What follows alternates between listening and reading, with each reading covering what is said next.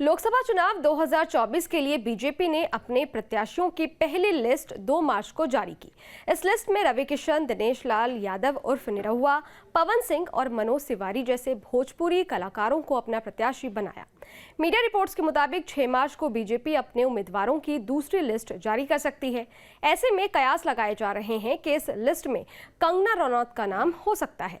दरअसल बीजेपी की दूसरी लिस्ट से पहले एक्ट्रेस कंगना रनौत के नाम की चर्चा जोरों से हो रही है। बीजेपी ने पहले राउंड में यूपी के मुरादाबाद मंडल की 6 सीटों में से 4 पर प्रत्याशी घोषित किए।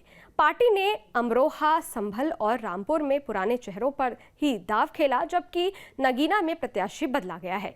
वहीं मुरादाबाद और बिजनौर सीट पर किसी के नाम का ऐलान नहीं किया गया था।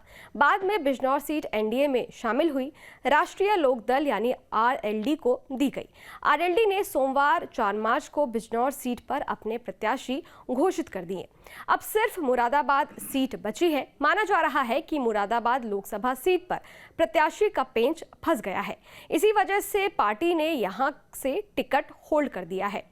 मुरादाबाद लोकसभा क्षेत्र से 2014 में सांसद चुने गए सर्वेश सिंह को 2019 में भी टिकट दिया गया था, लेकिन वो चुनाव हार गए थे। इस बार भी वो प्रमुख दावेदार माने जा रहे हैं। वहीं यहां से पूर्व सांसद के अलावा पार्टी के राष्ट्रीय प्रवक्ता, जिला पंचायत अध्यक्ष समेत कई ने दावेदारी पेश की है। ऐसे में उम्मीदवार के चयन में बीजेपी संसदीय बोर्ड का मंथन जारी है। बीजेपी के नेता मुरादाबाद सीट के लिए कौन सी चाल चलेंगे, इसको लेकर पार्टी के लोग अटकलें लगा रहे हैं। पार्टी के कुछ लोगों का मानना है कि मुरादाबाद सीट पर बीजेपी महिला प्रत्याशी को उतारेगी या फिर बीजेपी नए चेहरों को लेकर लोगों को चौंका सकती है। इस बीच अटकलें हैं कि मुरादाबाद सीट से बीजेपी बॉलीवुड एक्ट्रेस कंगना रनौत को उतार सकती है।